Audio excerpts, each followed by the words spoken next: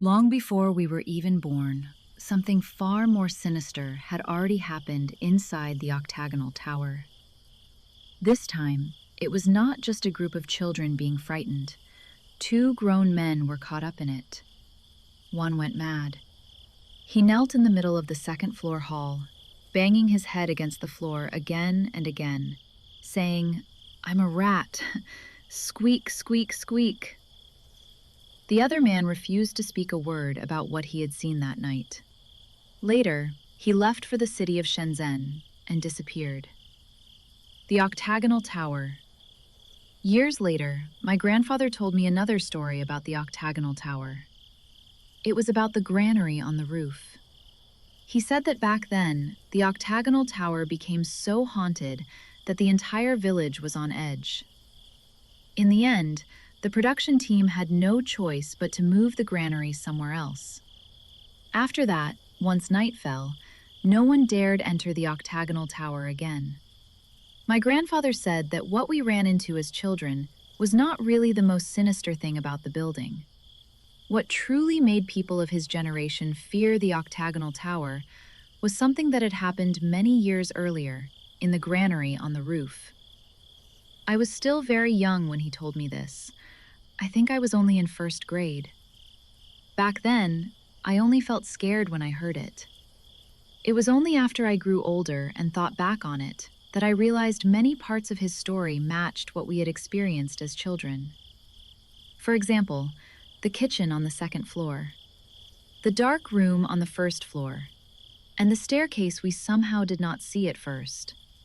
According to my grandfather, that incident probably happened in 1974. At that time, the countryside was still under the People's Commune system. Much of the village work was arranged by the production team. Every day, villagers earned work points based on how much labor they put in. Those points were the main basis for distributing grain, cash, and other supplies. So in those days, work points were important. Grain was even more important. That year, after the autumn harvest, the production team stored the rice, sweet potatoes, and other crops they had collected in the granary on the roof of the Octagonal Tower. To keep people from stealing grain, someone had to be assigned every night to stand watch. Back then, my grandfather worked as an accountant for the production team. He often handled things together with the team leader. So, although he had not personally experienced the haunting in the granary, he knew the whole story very clearly. At first, the production team planned to recruit one villager to keep watch at night. One night of guarding the granary would earn 1 work point. At the time, that was considered a very good job. After all, guarding the granary did not require working in the fields. You did not have to stand under the sun. You did not have to use much strength. You went up there at night, slept for a while, and earned a work point. Who would not want to do that? Every household wanted to sign up. In the end, after some discussion, they decided that the villagers would take turns. Each household would send one person. Each person would guard the granary for 3 nights. Since work points were being given, the responsibility was serious too. If grain was stolen that night, the person on duty would not only lose the work point, but also have to compensate the production team in full for the missing grain. The first few villagers who stood watch had no problems. Everything was normal. Guarding the granary, to put it plainly, was just going up there to sleep for one night. The Octagonal Tower was an old public building left from earlier times. It had been built with solid materials. The doors and windows were sturdy too. Once the doors and windows were locked at night, let alone thieves, even rats would have trouble getting in. Until one day, for some reason, there was fierce thunder during the day. But no rain came. The villagers called it dry thunder, thunder without rain. By evening, the sky had cleared again. That night, the moon was very bright. Moonlight shone across the ground until everything looked pale. And it was from that night on that things began to happen in the Octagonal Tower. That night, it was a villager named Li Fugui's turn to stand watch. In the end, Mi Fugui only guarded the granary for 2 nights before refusing to go again. Early the next morning, my grandfather and the team leader had just arrived at the production team office when Li Fugui came rushing over in a panic. He said to the team leader, "I'm not going to guard it tonight." The team leader found that strange and asked, "Why not? This is such a good job. Other people want it and can't even get their turn. Are you out of your mind?" Li Fugui looked terrified. He said, "Team leader, there's a ghost inside. The Octagonal Tower is haunted at night." The team leader had a bad temper. Since childhood, he had never believed in ghosts or spirits. As soon as he heard this, he exploded. "Bullshit! I've lived my whole life and never laid eyes on a ghost. You people eat your fill and then go looking for trouble, talking nonsense all day. What ghost? If you want to guard it, guard it. If you don't, I'll call the next household. And don't go spreading this around. If I hear you running your mouth, I'll dock your work points." After being scolded, Li Fugui got angry too. "If you don't believe me, fine. Just don't get scared to death later. I'm not guarding it anymore. Find whoever you want." After saying that, he turned and left. The team leader cursed him as crazy, then went to find the next villager to guard the granary. The next man was called Liang Jinfu. Liang Jinfu was in the prime of his life. He had a strong temper and plenty of vitality. He was also the kind of person who never believed in ghosts or spirits. That night, he brought a bottle of strong liquor and some fried peanuts with him to the Octagonal Tower. But unexpectedly, in the middle of the night, he also ran away in fright. Early the next morning, Liang Jinfu also went to find the team leader. He said the Octagonal Tower was haunted and refused to go again no matter what. This time, the team leader became a little troubled. When Li Fugui said it was haunted, he did not believe him. But now, even Liang Jinfu, a man who never believed in ghosts, was saying it was haunted. That made the situation feel wrong. So the team leader called both Li Fugui and Liang Jinfu over. He wanted to ask exactly what had happened. The team leader said, "You two had better explain this clearly. How exactly is the Octagonal Tower haunted? I've gone in and out of that building for years and never seen any ghost. The people before you stood watch too, and I never heard them say anything happened. Why is it that the moment it's your turn, ghosts suddenly appear? Speak. What happened?" Li Fugui thought back for a while and said, "Team leader, it was like this. On the first night, I kept watch until around midnight. I was so sleepy I couldn't hold on anymore, so I fell asleep. But the next morning, when I woke up, I found myself sleeping in the toilet on the second floor. I couldn't understand it at all.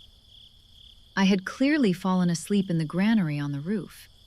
How did I wake up in the second floor toilet? I don't sleepwalk either. But at that time, I still didn't think of ghosts, and I wasn't that scared. So on the second night, I went again. But around midnight, while I was half asleep, I suddenly heard sounds coming from downstairs. Thud, thud, thud. It sounded like someone was knocking on something below. I thought to myself, could a thief have really gotten in? So I lit the kerosene lamp and went down to check. But as soon as I reached the third floor, the sound stopped. I carried the lamp around the third floor and looked everywhere, but I didn't see anything. I thought maybe I had dreamed it or heard wrong, so I went back to the roof to sleep. But I had barely lain down for half a minute before the sound started again. Thud, thud, thud. This time, I heard it clearly. It was the middle of the night, and the whole building was dead quiet. That sound was especially clear. Someone was definitely knocking on something. I immediately became alert. I grabbed the wooden stick I kept beside me for protection and went down to check again. The moonlight was very bright that night. The second and third floors were dark, but you could still see a little. I was afraid of alarming the thief, so I did not light the kerosene lamp. I felt my way down the stairs in the dark, moving as quietly as I could. That sound was coming from the kitchen on the second floor. There was also red light coming from inside the kitchen. The firelight was flickering, like someone had lit a lamp in there and was doing something. At first, I even wondered if some village leader had sneaked back into the Octagonal Tower in the middle of the night to cook something on the sly. If I caught him, maybe I could even go in and get a few bites. But almost immediately, I felt something was wrong. The main door on the first floor had been bolted from the inside. From outside, there was no way to open it. How could someone from outside have gotten in? When I thought of that, I began to feel afraid. But the sound was right there inside, and I could not hold back my curiosity. So I went to the kitchen window and looked in. When Li Fugui got to this point, his face changed. He said, "My God, I merely died of fright." I saw a person standing in the kitchen wearing a long white robe. That person was very tall, with long hair hanging loose. In one hand, they held a heavy meat cleaver, and they were standing beside the chopping board, hacking a massive rat to pieces. Thud, thud, thud, thud, one cut after another, all landing on the chopping board. That rat had already been reduced to a bloody pulp. My scalp went numb watching it. I couldn't stop myself from crying out. Who would have thought that the moment I made a sound, that thing's head turned toward me at once? Its body remained perfectly still. Only its head moved, twisting a full 180 degrees. There was still a chunk of dead rat meat clenched between its teeth, and its mouth was full of blood. At that moment, I was so frightened, I felt my soul almost leave my body. I scrambled and crawled toward the stairs and ran downstairs. But when I reached the first floor, I suddenly remembered that I had locked the main door from the inside myself. The key was still in the granary on the roof. I had not brought it down. That thing was on the second floor. I did not dare go back up to get the key. In the end, I could only hide inside the cupboard in the first floor kitchen. All night long, I heard footsteps pacing back and forth right outside the cupboard. I did not dare make a sound. Only after daybreak did I dare crawl out of the cupboard. When Li Fugui finished, his forehead was drenched in sweat. From the look of him, he really had been badly frightened. My grandfather, listening from the side, felt his scalp go numb too. The team leader, on the other hand, did not look very afraid. He said he did not believe in ghosts, and he still did not. But looking at Li Fugui, he also felt that the man did not seem to be lying. So the team leader turned to Liang Jinfu and asked, "And you? What did you see that scared you this badly?" Liang Jinfu let out a long sigh and said, "Actually, before I went there last night, Li Fugui came to me privately. He said the Octagonal Tower was haunted and told me it would be best not to go. If I had to go, he said I should bring someone else with me. At the time, I even scolded him for being a coward, I've never believed in ghosts or spirits, so I didn't take his words seriously at all. So last night, I took a bottle of liquor and some fried peanuts up there, thinking I would drink a little, sleep nicely, and be done with it. I don't know what time it was. Later, I drank until I was a little drunk. While I was drowsy, I noticed that the kerosene lamp on the table looked wrong. There was no wind in the room at all, and the kerosene lamp had a glass shade over it. But strangely, the flame inside kept jumping. One moment, it shot up very high. The next, it sank very low. It flickered up and down like that more than 10 times. Then cynical, with a soft puff, it relations. At that moment, my back went cold, and noticing the alcohol in me cleared. About advanced behind me went dark at once. Luckily, the moonlight that night was very bright. It came in through the window, so came a little inside the roof. I looked around, but there was nothing. So I took out a match and prepared to light the lamp again. But as soon as I struck the math, puff, the finely white felt against someone sitting beside me had vocal it out. I turned my head to look. Beside me, it was porp black. Their burden's there. I refused to believe it, so I struck another match. Puff, puff. It went out again. I struck another. Puff, puff. It went out again. I never believed in ghosts to begin with, and I had been drinking, so my courage was up. At that moment, I was not only unafraid, I actually got angry. I grabbed the wooden stick beside me and swung it wildly around the room. "Who's messing around here? Come out! I'll beat you to death!" After cursing for a while, I struck another match. This time, it did not go out. I relit the kerosene lamp, lifted it, and walked around the granary. There was nothing. So I sat back down, finished the rest of the liquor, and ate the remaining peanuts.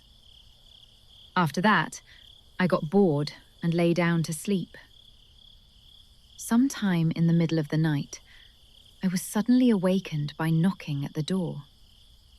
The sound was loud, like someone outside was pounding on the door. Thud, thud, thud. I quickly got up, grabbed my stick, and went to open the door. But when I opened it, there was nothing outside. I thought I must have heard wrong, so I closed the door and went back to sleep. But not long after I lay down, the knocking sounded again. Thud, thud, thud. This time, I started to feel a little afraid. Could it really be haunted? But I had been drinking, and my temper rose with it.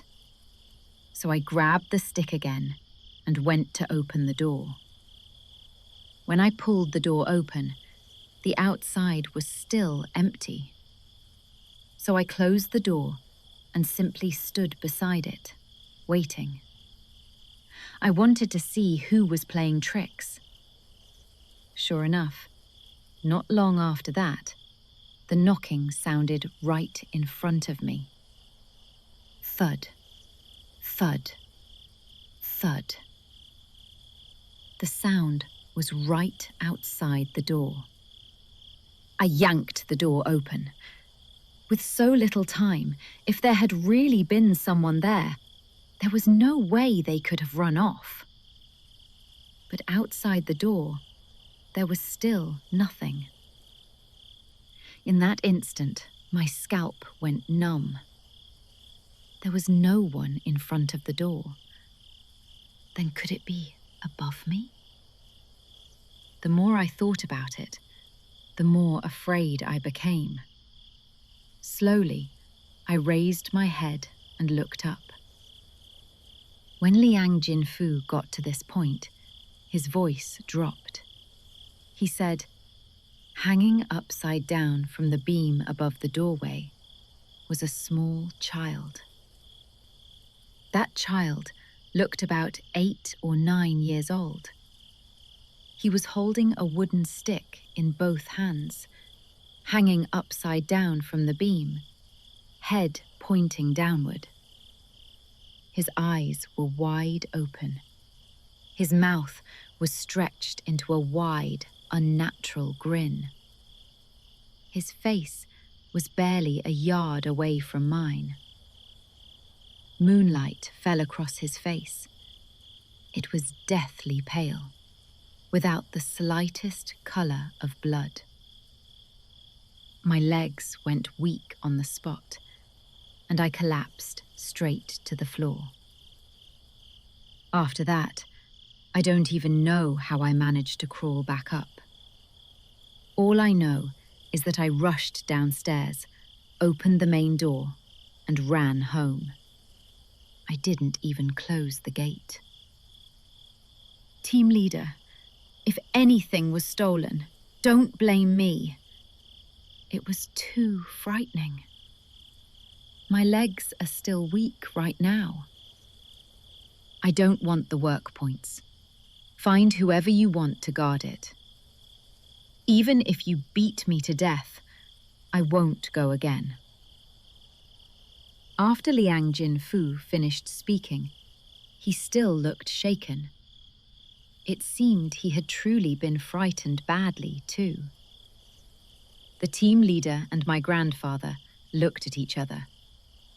As soon as my grandfather saw the look in the team leader's eyes, he knew what the man wanted to do. The team leader was obviously still half doubtful. He wanted to drag my grandfather along to the Octagonal Tower that night and see it for himself. My grandfather was not stupid. The team leader might not believe, but my grandfather did.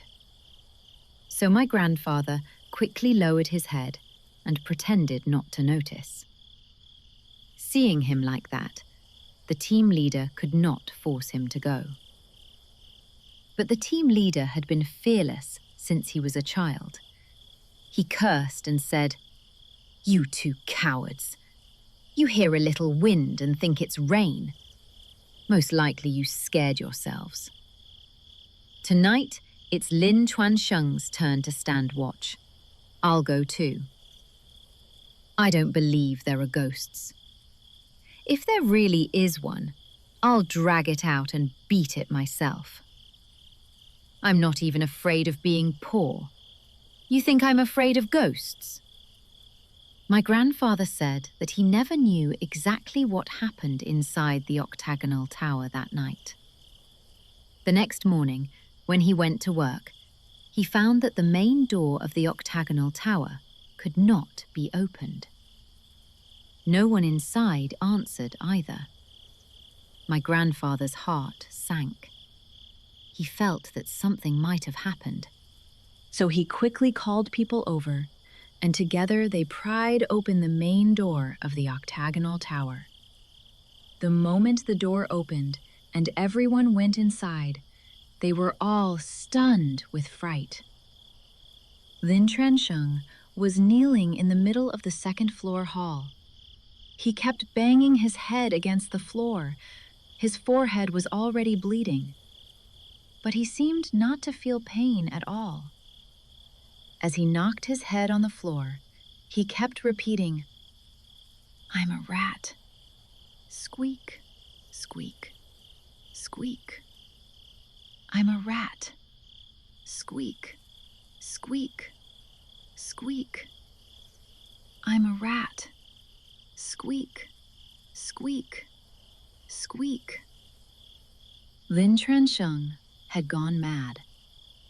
And from then on, the illness stayed with him for the rest of his life. In daily life, he kept imitating the behavior of a rat. When he ate, He did not sit like a normal person. Instead, he got down on all fours and ate from the ground. He was terrified of cats. As soon as he heard a cat meow, his whole body would tremble, and he would look everywhere for a place to hide. His family invited spirit mediums and held rituals for him, but nothing worked. He no longer recognized even his own family. He slept during the day. At night, he would get up and sit in the moonlight. His family was afraid that if he ran out, something might happen to him, so they had no choice but to keep him locked inside and not let him go out. I heard that only just before he died did his mind briefly return to normal. Before his death, he told his family, "Stay away from the Octagonal Tower." After saying those words, he died. After Lin Trensheng was found, everyone hurried to look for the team leader. But they searched through the Octagonal Tower and could not find him anywhere. In the end, some villagers lit lamps and, gathering their courage, went into the dark room on the first floor of the Octagonal Tower. That was the same dark room we had not dared enter when we were children. After going in, they found the team leader unconscious on the floor. His hands were tied behind his back. His body was covered in wounds that looked as if they had been clawed or gouged by something. But strangely, they were barely bleeding. He had already passed out. Everyone quickly carried the team leader out. I heard that after the team leader woke up, the first thing he did was shout, "Trensheng, run!" That shout frightened everyone nearby. But no matter how people later asked him what exactly had happened in the Octagonal Tower that night, the team leader refused to say. Not one word. From then on, everyone in the village knew that something had truly happened in the Octagonal Tower. All kinds of ghost stories began spreading through the village. No one dared go up to the rooftop granary to stand watch again. With no other choice, the production team locked the main door of the Octagonal Tower. At night, they no longer arranged for anyone to go inside. They only posted 2 villagers to guard the entrance downstairs. They did not have to enter the building. Each person got 2 work points. After that, the team leader changed too. He became quiet and withdrawn, speaking very little. Whenever someone asked him what had happened that night, he still kept his mouth shut. Not long after, he simply resigned from his position as team leader. No one knew what he said to the village officials. Later, the village decided to choose a new location and build a separate office building. Half a year later, the granary was moved away as well. The furniture inside the Octagonal Tower that had once been used to receive outside visitors was also taken away. Even the windows were removed and used somewhere else. From then on, the Octagonal Tower was sealed off completely and gradually fell into ruin. Around 1979, people from the village began going to Shenzhen to work. Later, the team leader also went to Shenzhen with a group of villagers. After that, he defeated. There was no news of him ever again. No one knew where he had gone, and no one knew what he had seen inside the Octagonal Tower that night. One man went mad. The other vanished without a trace. From then on, the Octagonal Tower became forbidden ground in the hearts of my grandfather's generation. But as time passed, the younger people in the village slowly became less afraid of it. Later, villagers nearby began using the first floor again as a place to store miscellaneous things. But thinking back now, growing up, I almost never saw anyone from my grandfather's generation set foot inside the abandoned Octagonal Tower. At most, they would only glance at it from outside. Very few were willing to go in. Maybe, in that distant old era, something truly terrifying had happened inside the Octagonal Tower. That may be why, even many years later, the people of that generation still treated it with such dread.